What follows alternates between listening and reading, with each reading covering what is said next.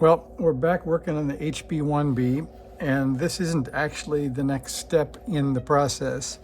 Some of you told me don't show everything, don't show the soldering, don't show the mundane stuff, and other people said show us everything. So if you don't like the mundane stuff, this is just going to be pulling off this small heatsink and sliding the radio back into the case and soldering the BNC connector back on, and then getting ready to make that final set of measurements. So here's my can of HB-1B stuff so that we don't lose anything. I'm gonna get this thing, hopefully the transistor will line up. Oh, there's a CQ happening, that's a lucky thing. I usually have so much noise level I don't hear anything at night. So also key thing is I need to pull the knob off because it definitely won't fit in with the knob on. Okay, so then we have everything off the front that we need off. We need to get this out of the way. So we're going to slide this in. I'm going to put these two connections, which are the headphones and the key jack, first, I think. See if I can get them down near where they're going to go.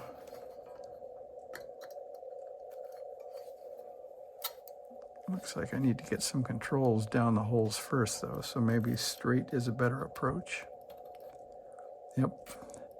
Okay, so forget what I said. Don't try to go in at an angle. Try to go in straight, or you'll never get the AF gain and the IF filter in the hole. Okay, so that's sliding in pretty well. And then the two jacks just popped in, so that was pretty easy. All right, and the good news is the transistor hole is lining up. So when the time comes, we'll put that insulator back and put the screw back in.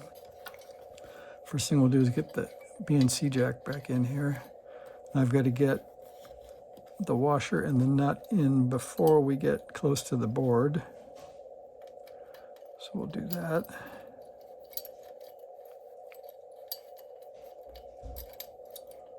Maybe. Looks like a pair of pliers might have been good.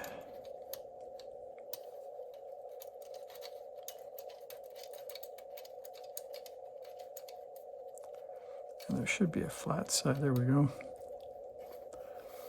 And you can see we have that much space under the board. So I might see if that'll turn around, or if the hole actually, there is a flat side for this BNC, but yeah, you can't turn it. And it doesn't get a lot better even when you do, so we will attempt to tighten that up. I'm going to violate the law, but I don't think I have a wrench small enough to fit in there. I may want to go out and look for one, though. I think it's cross-threaded.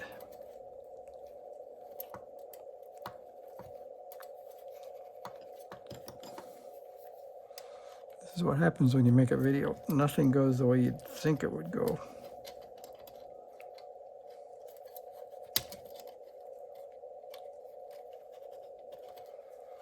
Definitely stuck. I think I cross-threaded it.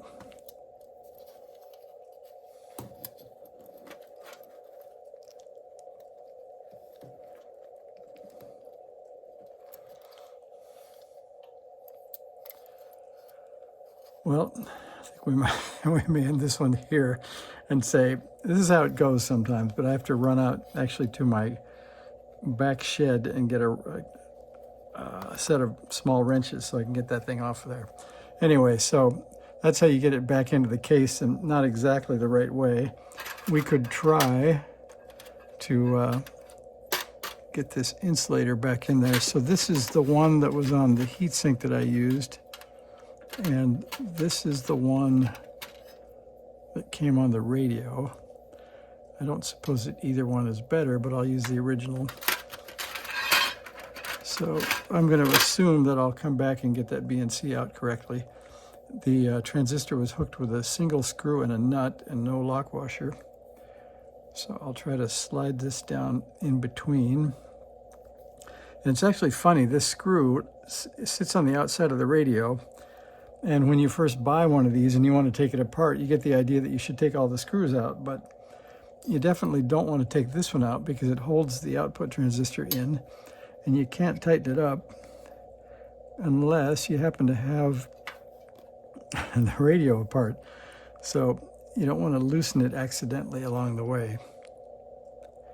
All right, so we'll get that down the hole and make it so we can see through it. Put a screw up through the hole, like that. Put the nut on, and we should be in business on that one.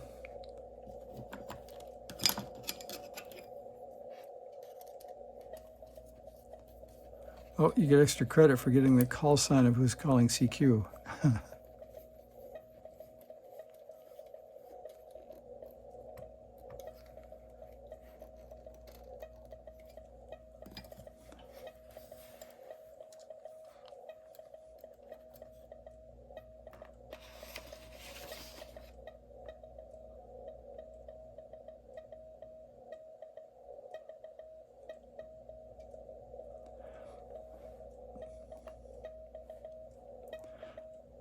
How many of you got that VE7 call?